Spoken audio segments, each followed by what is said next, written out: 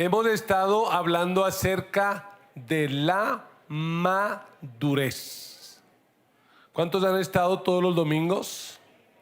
Si se lo ha perdido, ¿qué puede hacer?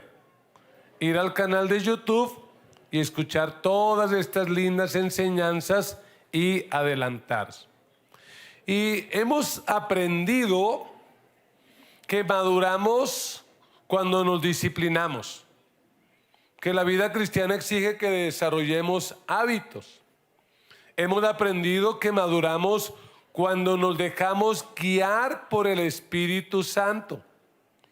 Y hace 8 días vimos que maduramos cuando tenemos cada día un tiempo especial con Dios.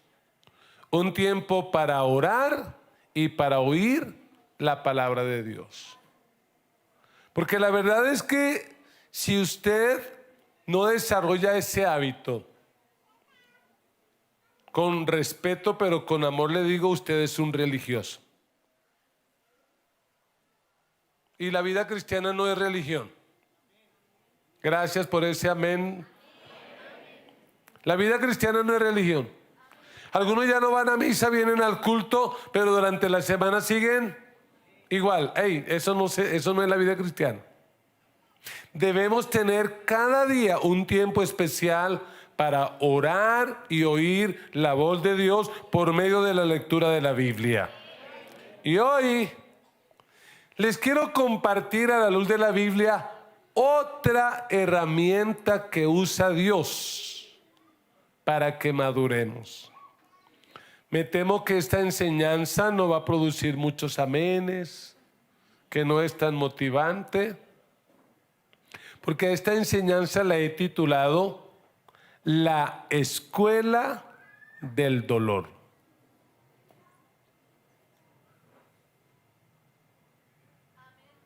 Vamos a hablar de la escuela del dolor. Porque aunque no nos guste, debo decir que el sufrimiento, la pérdida y el dolor son parte inevitable de la vida. Lo voy a repetir. El sufrimiento, la pérdida y el dolor son parte inevitable de la vida. Hagamos un sondeo. ¿Cuántos antes de conocer a Cristo tuvieron sufrimiento, pérdida y dolor? Levante la mano y dice, uy, sí, yo antes de conocer a Cristo, wow. Pero un día usted conoció a Cristo. Y solo por la estadística, ¿cuántos después de conocer a Cristo otra vez experimentaron sufrimiento, pérdida y dolor? Oiga, ¿y entonces de qué se trata esto? Si por allá un brasileiro dijo que aquel que sigue a Cristo pare de sufrir. Usted precisa parar de sufrir donde quiera que vaya y morar. O sea que eso es mentira. La vida cristiana no se trata de pare de sufrir. El sufrimiento es parte indispensable de la vida. Y no es una buena noticia, ¿cierto? Yo sé que a muchos les hubiera gustado que su pastor fuera de repente uno de esos motivadores que hay hoy en día y le dijera, hermano, yo le quiero enseñar hoy cómo no va a sufrir. Pero lo que yo quiero enseñarle hoy es cómo sacar provecho del sufrimiento. Porque eso nos va a tocar. De hecho, aquí en el auditorio y allá en las redes sociales hay algunos que recién salieron de una prueba. Y hay otros que están en plena prueba. Y hay otros que muy pronto van a estar en prueba. Esa será la dinámica de nuestra vida. Alguien dijo, después de la tormenta viene la calma, pero uno lee la Biblia y parece que la Biblia dijera es, después de la tormenta viene otra tormenta. Después de la prueba viene otra prueba. Y en esto nos vamos a pasar toda la vida. Y la pregunta es, ¿por qué? ¿Por qué Dios permite el dolor? Y yo te quiero dar, para empezar, a manera de introducción, 3 formas en las que Dios usa el dolor. En primer lugar, Dios usa el dolor para llamar nuestra atención. Porque a veces estamos tan entretenidos, tan distraídos con la bendición, viviendo sabroso. Y entonces Dios tiene que llamar la atención. El famoso escritor, el que escribió las Crónicas de Narnia, C.S. Lewis, él dijo la siguiente frase, él dijo: Dios nos susurra en los placeres, nos habla en nuestra conciencia, pero oiga, ¿qué es lo que Él hace en nuestros dolores? Nos grita. El dolor es su megáfono para despertar a un mundo sordo. Y no nos llamemos a engaño. Pero lo más probable es que la mayoría de los que estamos aquí hoy siguiendo a Cristo, tomamos la decisión de seguir a Cristo en medio del dolor y de la prueba. Dios tuvo que permitir una situación complicada para que dijéramos: está bien, Señor, aquí está mi vida, te necesito. Y como a veces se nos olvida, Dios vuelve a permitir el dolor para decir: hey, aquí estoy yo. Por si acaso, aquí estoy yo. En segundo lugar, Dios usa el dolor para sacar lo bueno de lo malo. Oiga, eso es algo misterioso. Pero Dios en el dolor es experto en sacar lo bueno de lo malo. Por algo el apóstol Pablo dice, y usted y yo lo sabemos de memoria, Romanos 8:28, como dice: y sabemos que a los que aman a Dios, ¿cuántos lo saben? ¿Y cuántos le aplauden a Dios por eso? Porque todo, absolutamente todo, nos ayuda para bien. Y a veces detrás de una prueba lo que Dios tiene es una tremenda bendición que uno no entiende. Por eso tenemos que aprender a comportarnos bien en la escuela del dolor. Y una tercera forma como Dios usa el dolor es que Dios usa el dolor para prepararnos para la eternidad. Sí, para prepararnos para la eternidad. Probablemente me has escuchado decirlo muchas veces y lo voy a decir otra vez. Tú no te vas a llevar de este planeta tu casa, ni tu carro, ni tu plata, ni tus títulos, ni tu cuerpo esbelto trabajado en el gimnasio. De este planeta lo único que te vas a llevar es tu carácter. Y quiero decírtelo para animarte mucho más esta mañana. Dios, más que querer prosperarte, Dios quiere llevarte al cielo. Porque a muchos Dios los pudiera prosperar, pero Él sabe, lo prospero y lo pierdo. Entonces mejor lo tengo ahí con lo del diario.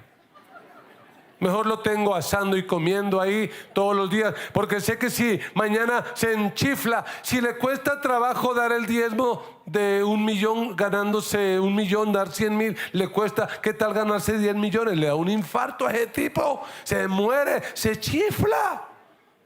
Porque Dios no está tan interesado en prosperarnos, sino en llevarnos al cielo. No llevaremos muchas cosas, pero lo importante es que llegaremos al cielo, prosperados o no prosperados en esta tierra. La meta es llegar al cielo, alabado sea Dios. Por eso Dios nos matriculó en la escuela del dolor. Ay, pastor, ¿y uno no se puede retirar? No. Pues la verdad sí, pero no vale la pena, porque si usted quiere llegar al cielo, ¿qué le toca ver? Esa es una materia obligatoria, como dicen en la universidad, eso es un eje transversal. Es decir, habrá dolor 1, dolor 2, dolor 3, profundización en dolor, maestría en dolor, doctorado en dolor. Habrá. Entonces, como yo no le voy a enseñar hoy cómo evitarlo, porque no sé cómo, le quiero enseñar cómo aprovecharlo. ¿Cuántos quieren aprovechar bien el dolor? En esta escuela del dolor vamos a aprender 3 cosas. Y para entenderlo vamos a la Biblia, a la carta de Santiago, capítulo 1, versículo 1. De hecho no se debería llamar Santiago, es Jacobo, pero bueno, eso es otro tema, otro día hablamos de eso. Pero bueno, leamos la carta de Santiago. Santiago 1:1. La palabra de Dios dice así: Santiago, siervo de Dios y del Señor Jesucristo, a las 12 tribus que se hallan dispersas por el mundo, saludos. Hermanos míos, considérense muy dichosos cuando tengan que enfrentarse con diversas pruebas. Pues ya saben que la prueba de su fe produce constancia, y la constancia debe llevar a feliz término la obra, para que sean perfectos e íntegros, sin que les falte nada. Si a alguno de ustedes le falta sabiduría, pídasela a Dios y Él se la dará. Pues Dios da a todos generosamente, sin menospreciar a nadie. Lea conmigo 6.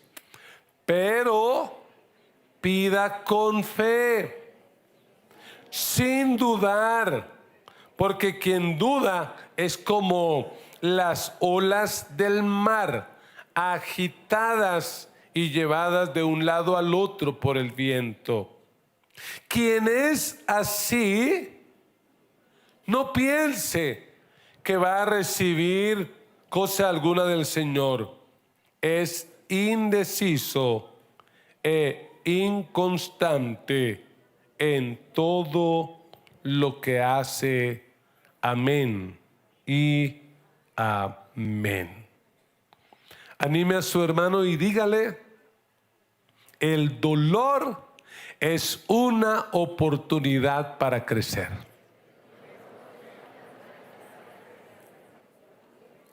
Y lo que yo me propongo en esta hora es responder a la pregunta: ¿qué hacer en la escuela del dolor?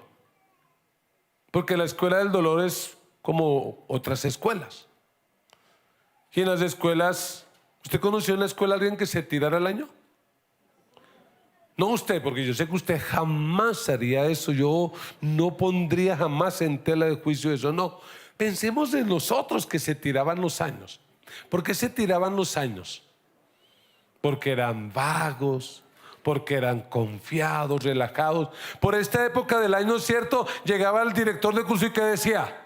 A ver, los niños fulano, sutano y mengano, los esperamos en tal lugar. Coordinación académica, ¿para qué era? Para decirle: mire, usted se pone las pilas o pierde el año. Se tira el año.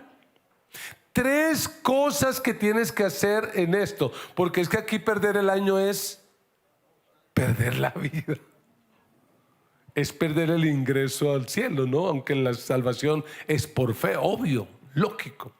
Pero ¿qué tenemos que hacer? Y Santiago le escribe a cristianos como nosotros que tienen que enfrentar dolor, prueba, dificultades. Porque creo que en una multitud tan grande como esta, estoy seguro que hay alguien que está luchando con la enfermedad, alguien está luchando con el matrimonio, con un divorcio, alguien está luchando con la economía. Tenemos alguna prueba. ¿Y qué tenemos que hacer? Por favor, mire el versículo 2 y préstele mucha atención. Dice el escritor: hermanos míos,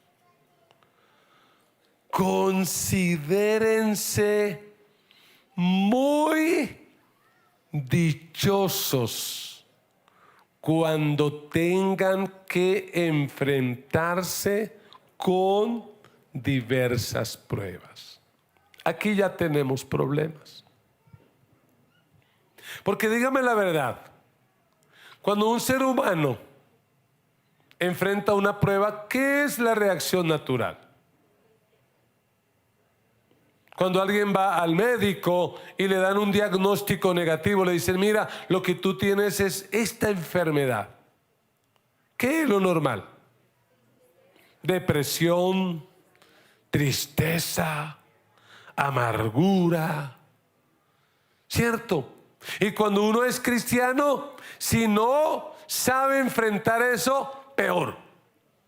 Yo he conocido en 30 años personas que se han descarriado y se han apartado y se han amargado de Dios porque no han sabido enfrentar la prueba. Y con ser de que yo nunca les he predicado, pare de sufrir. Pero se amargan. Y lo que dice aquí Santiago realmente choca con nuestra mente. Porque si alguien está enfrentando una prueba, lo natural es amargarse y deprimirse. ¿Pero qué dice el texto? Considérense como muy dichosos. Mire cómo lo dicen otras versiones de la Biblia.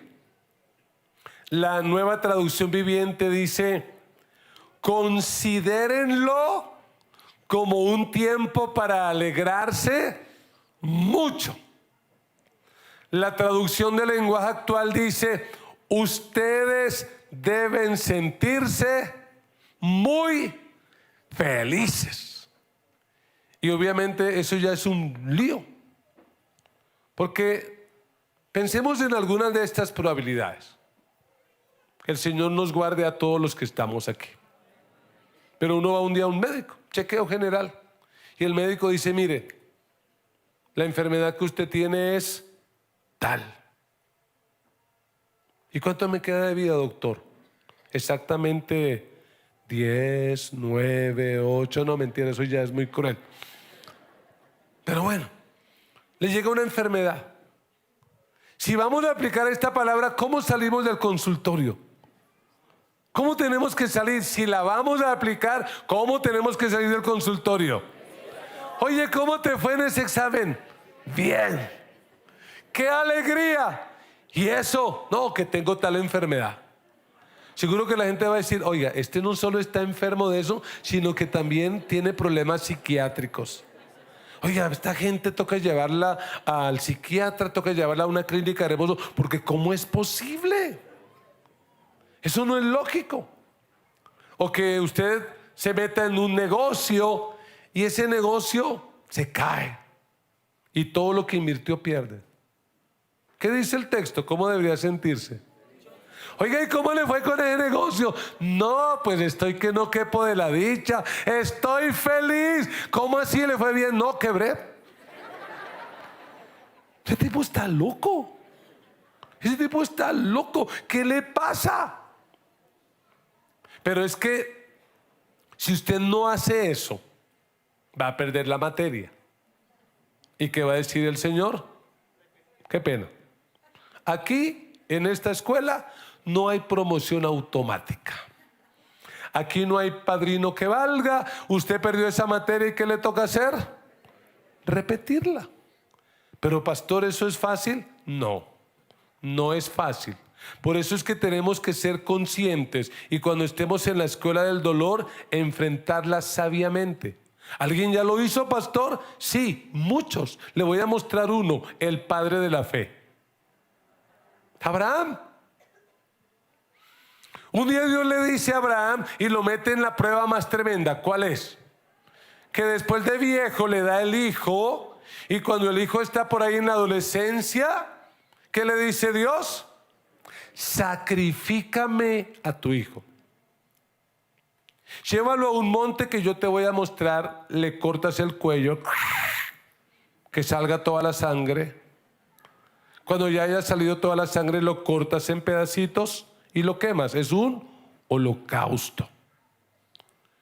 Y Abraham entra en crisis. Es cierto, Señor. Y Dios le dice, sí, esto no tiene reversa. Y Abraham empieza a caminar 3 días. 3 días camina. Y yo me imagino a Abraham diciendo, ¿es en serio, Dios? Sí, es en serio. ¿De verdad? Sí. ¿Qué cree usted que sintió Abraham? Eso fue una prueba. ¿En qué estaba Abraham? En la escuela del dolor. Y cuando camina 3 días y llega a cierto lugar, mire, lea conmigo este texto, Génesis 22:15. Lo que hace Abraham, dice la Biblia.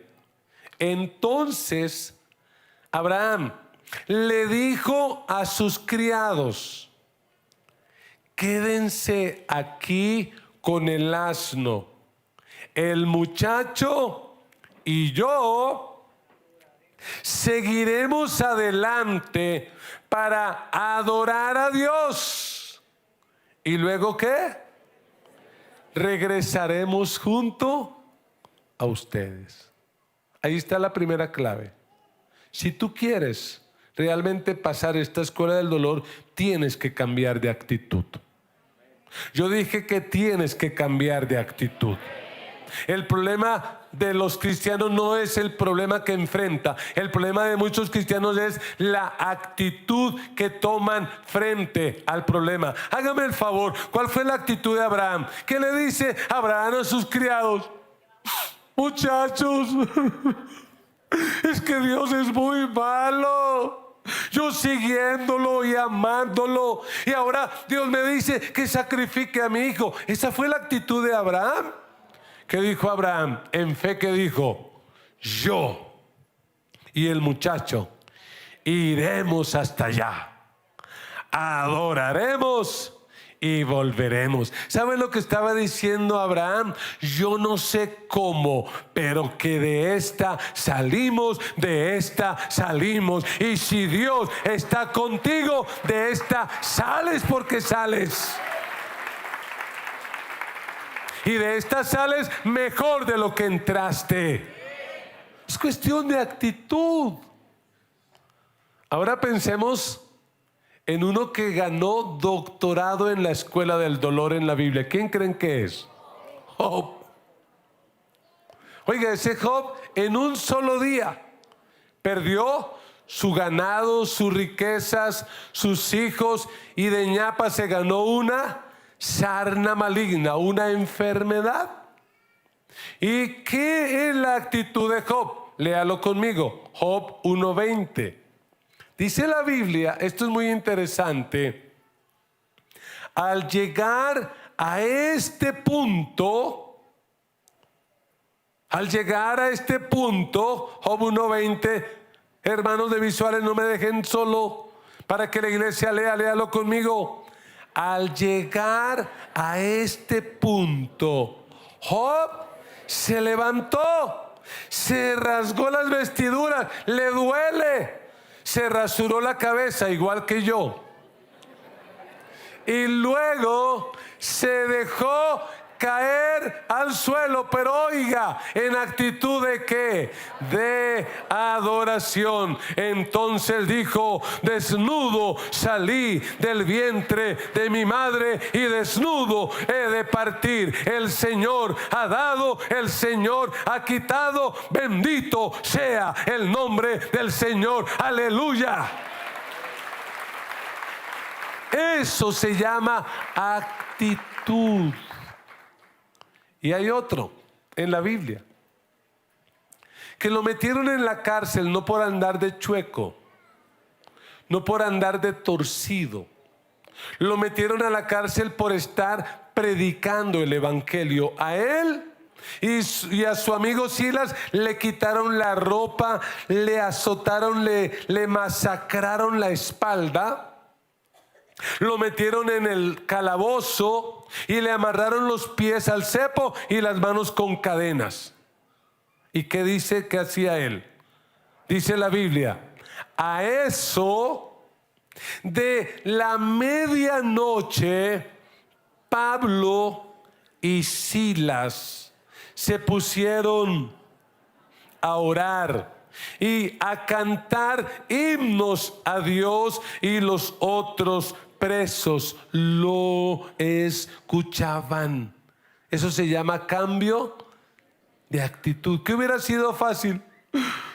Por ser misioneros, mire dónde estamos. Porque Dios es así. Dios se olvidó. Dios no me ama. No. Pablo y Silas oran y cantan himnos. Y usted sabe, allí Dios mandó un terremoto. Y ese terremoto hizo que las puertas se abrieran y las cadenas se rompieran. Porque cuando tú y yo alabamos a Dios, aún en el peor de los momentos, Dios va a manifestar su poder. De esta salimos y salimos bien.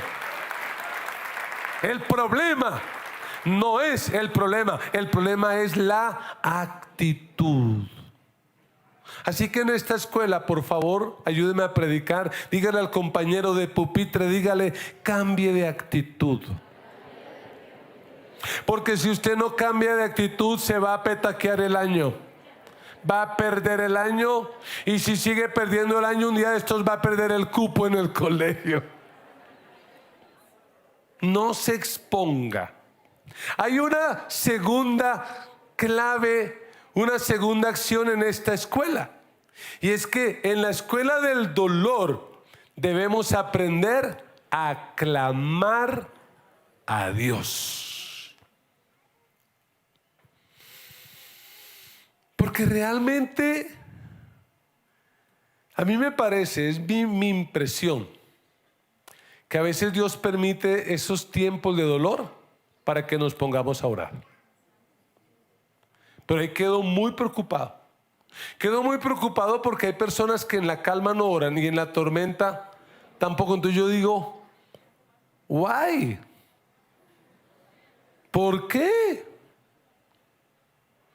¿Por qué no ora ni en la prueba, ni en la crisis? ¿Por qué no lo hace? Cuando partimos del hecho de que somos cristianos, ¿y qué debemos de hacer todos los días? Orar en la mañana, darle gracias a Dios, orar para que Él nos guíe, nos dirija, nos guarde, orar como respuesta a la palabra, orar por la comida, orar por decisiones. Pero si en la prueba no oramos. Pero a veces me pregunto, ¿cuándo usted ora más? ¿Cuándo usted ora con ganas de verdad? Dígame, ¿cuándo usted ora con ganas? ¿En la bendición o en la prueba?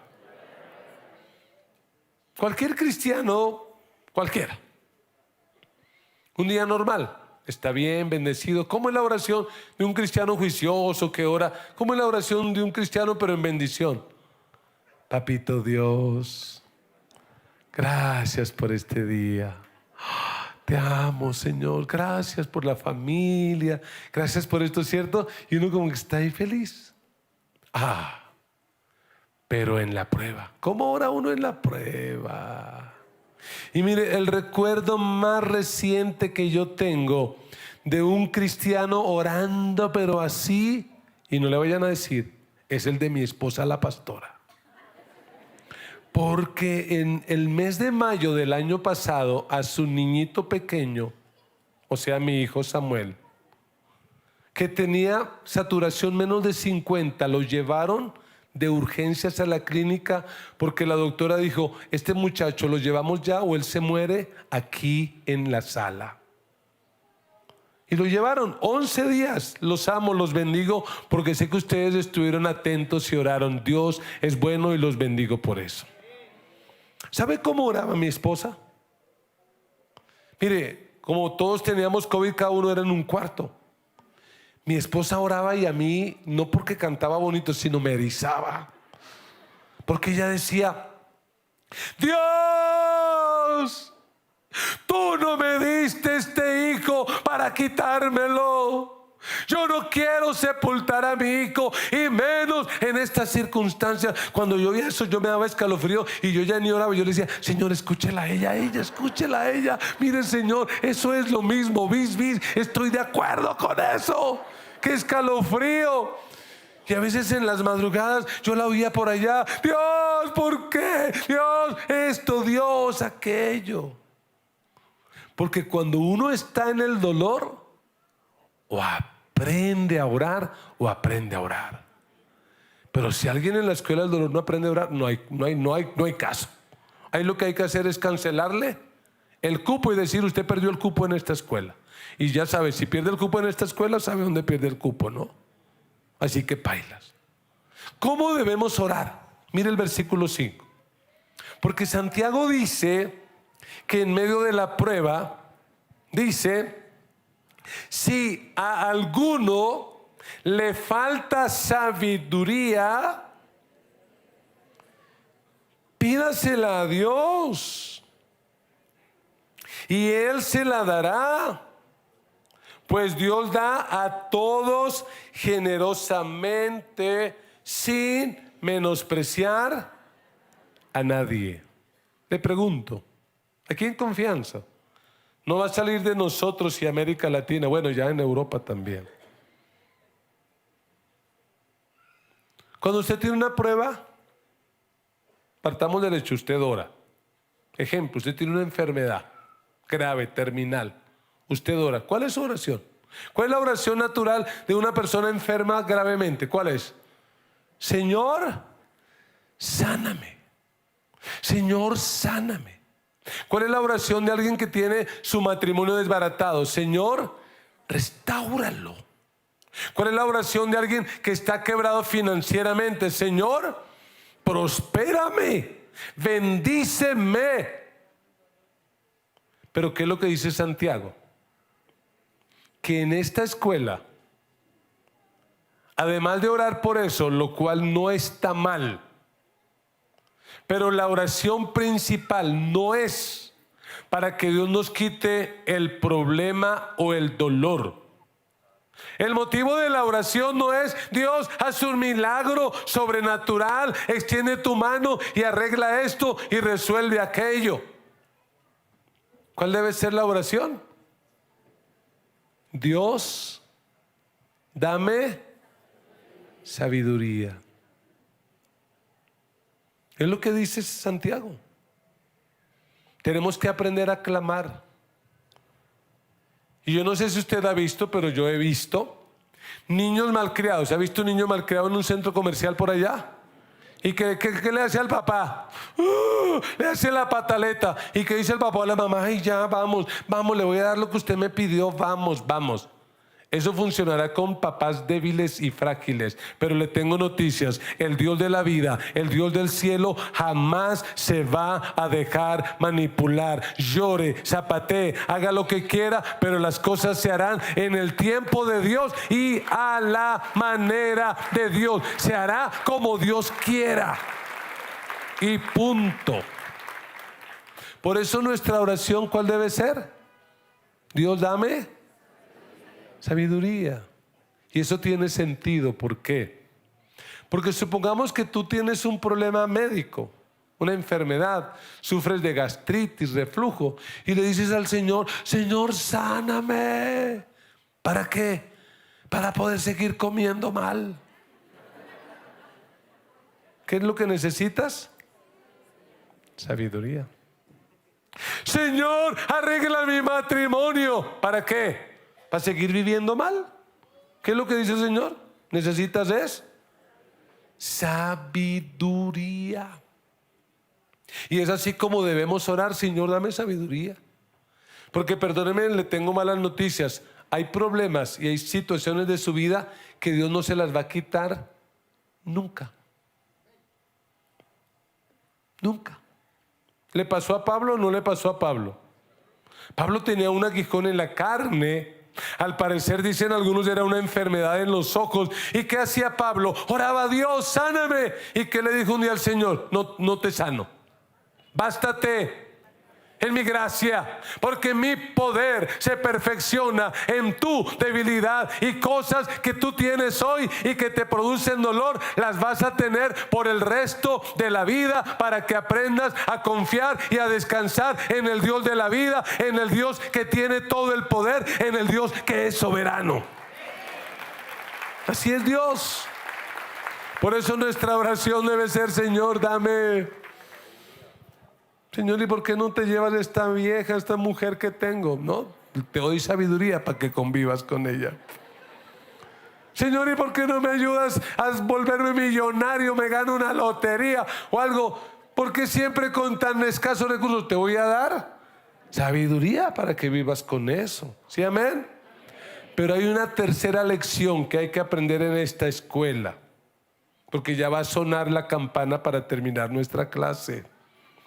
Y la tercera lección es que en la escuela del dolor debemos aprender a contemplar la recompensa. Porque como en toda escuela habrá recompensa. ¿Se acuerdan de la clausura? ¿Ustedes se acuerdan o ya son muy viejitos para acordarse de las clausuras? ¿Se acuerdan? Y uno iba a la clausura, ¿cierto? Como hijo o como papá uno iba a esas clausuras. ¿Y qué era más o menos la dinámica? Himno nacional, palabras del rector, palabras del... Por de repente había un punto donde pasaba alguien y decía: los siguientes niños lamentablemente tienen que repetir. Y mencionaban nombres. Fulanito de tal, sutanito. Y esos papás felices, ¿cierto? Los papás de los chinos felices. No sé por qué se agarraban la correa y le decían al hijo: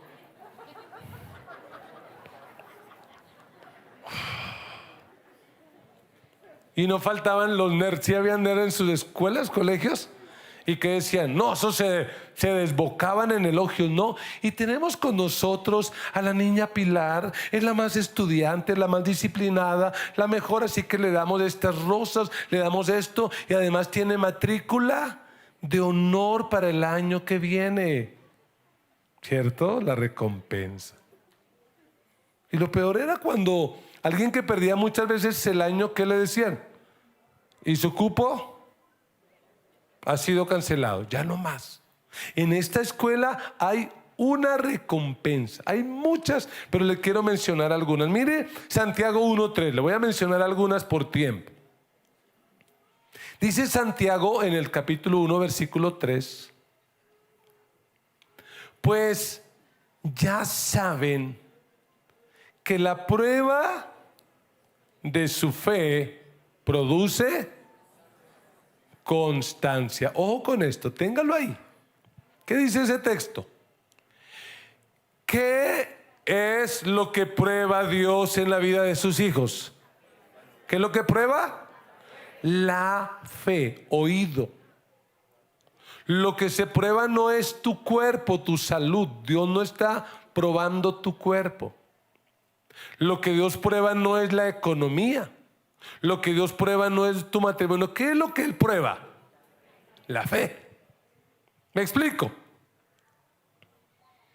Tú sales de la reunión ahora y vas para la casa y abres la nevera y está a reventar, que cuando la abres, ¡pum!, salta una manzana y te pega en la cabeza. ¡Oh, esa nevera a reventar! Con una nevera así, uno fácilmente, ¿qué dice? El Señor es mi pastor, nada me faltará. Pero si la escena es diferente, abre la nevera, no hay nada. Metes la mano al bolsillo, nada. Vaya donde guardaba las moneditas, no hay nada. ¿Qué es lo que está probando Dios? ¿Tu economía? ¿Es que Dios es un Dios masoquista, sádico, que quiere ver que suframos? No, ¿qué es lo que Él está probando? Tu fe. Eso es como el profesor que llegaba al salón. ¿Se acuerdan de ese profesor de cuchillas que apenas entraba, que decía: saquen una hojita, saquen una hojita, 3x5, 3 preguntas, 5 minutos, primera pregunta, saquen la hojita? Y uno como quedaba: hijo, yo no estudié, ¿y ahora qué hago? Es Dios. Y yo pregunto, ¿usted podría darse el lujo de decirle a ese profe: pues no le contesto la previa? Si lo hacía, ¿qué pasaba? Pierde la materia, pierde el año. Déjeme decirle, y así lo hubiera podido hacer en esta tierra, en la escuela de Dios no. Tienes que presentar la prueba. Y lo que Dios está esperando es que con la nevera llena le digas al Señor: Señor, tú eres mi pastor, nada me faltará. Pero con la nevera vacía también le digas: Señor, aunque no hay nada en esa nevera, yo sigo creyendo que tú eres mi pastor y que nada me faltará. Señor, tú eres mi proveedor. Lo creo. Que con un dictamen de totalmente sano digas: sí, amén, Él es mi sanador. Pero con un dictamen totalmente negativo digas: Señor, tú eres mi sanador, aunque no me sanes. Yo creo que tú eres bueno y que me amas. Porque lo que Dios quiere es que crezcamos en fe. Lo que Dios quiere es que maduremos. Lo que Dios quiere es que avancemos. Ese es el plan de Dios. Que seamos más resistentes. Porque hay cristianos tan flojos que cualquier cosa: ay, el pastor no me saludó, me voy de la iglesia. A veces me dicen: ay, pastor, si supo que fulano se fue para su presencia. Y yo: ay, se murió. No, para donde Andrés Corso, nada, bueno, al menos sigue siendo cristiano. Pensé que se había muerto o algo. Ay, no, es que la hermana fulana, y me peleé con esto. ¿Por qué son así? Porque no han madurado. Y algunos, frente a un problema, lo que hacen es cambiar de iglesia en lugar de cambiar de corazón. Lo que hay es que cambiar de actitud. ¿Qué dice el versículo 12? Santiago dice en el versículo 12: dichoso el que resiste la tentación, porque al salir aprobado, recibirá. ¿Qué recibirá? La corona de la vida que Dios ha prometido. ¿A quiénes? ¿A quiénes, hermano? ¿A todos? No, a los que lo aman. Y a los que lo aman especialmente, ¿cuándo? Cuando hay dolor, cuando hay crisis. A los que aman a Dios aunque las cosas les salgan mal. Mira, yo llevo 36 años de ser cristiano. Y de esos 36, 30 años dedicados al ministerio. ¿Y sabes lo que yo he conocido? El dolor. Cuando empezamos a plantar esta iglesia con mi esposa, la negrita hermosa que amo, tuvimos literalmente que aguantar hambre. Ayunábamos por convicción y por obligación. No había dolor. Y en estos 30 años gente nos ha traicionado, nos ha defraudado, nos ha fallado. Y eso produce dolor. He tenido que ver morir a seres muy lindos de esta iglesia. La pandemia para mí fue dolorosa. Cuando en septiembre del año pasado volvimos, hubo una mezcla de emociones.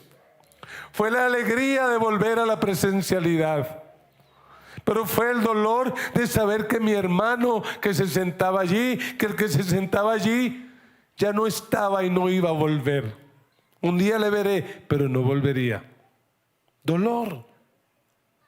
Cuando nuestro hijo lo llevaron a la clínica, dolor. Pensar, más de una vez pelear con Dios y decirle: Dios, yo no estoy preparado para sepultar a mi hijo. No me hagas eso. No me hagas eso, Señor, por favor, no lo hagas. Te amaré y te serviré, pero te ruego que no lo hagas. Dolor.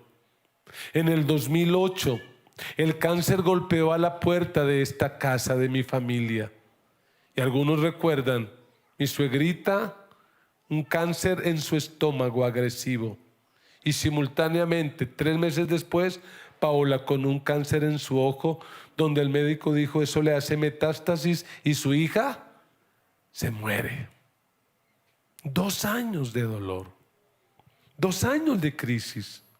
Esto no es una escuela Para algunos es una escuela para todos. Pero sabe, hoy cuando yo miro hacia atrás, yo le digo al Señor, a pesar de lo difícil, gracias. Porque muchos de ustedes vieron 2 años de cáncer en mi casa, pero nunca dejé de estar aquí de pie, predicando y alentando y animando y bendiciendo la iglesia. Porque tenemos que cambiar de actitud. Porque tenemos que clamar a Dios. Y porque tenemos que contemplar la recompensa. La recompensa tuya y mía no está en este planeta. La recompensa tuya y mía está en el cielo. A Dios le interesa más llevarte al cielo que prosperarte. A Dios le interesa más salvarte que sanarte. A Dios le interesa más lo eterno que lo temporal. Y por eso el dolor es innegociable. Mira, ni Dios impidió que su propio Hijo sufriera dolor. El que no cometió pecado y soportó el dolor más terrible, porque ¿qué hizo Él? Cargó sobre Él todo el pecado de la humanidad. ¡Qué dolor! Un dolor tan grande que Él hasta sintió que el Padre lo había abandonado. ¿Pero por qué lo hizo? Por amor. Pero ese dolor no fue para siempre. Y el dolor tuyo no será para siempre. Ese dolor no durará para siempre. Cuando venga el dolor, esfuérzate por agradar a Dios. Esfuérzate por vivir para Él. Esfuérzate por vivir en santidad. Esfuérzate por ser sabio. Y recuerda esto. Recuerda de verdad, que el dolor es una oportunidad para agradar a Dios. Y que agradar a Dios en el sufrimiento produce verdadero crecimiento.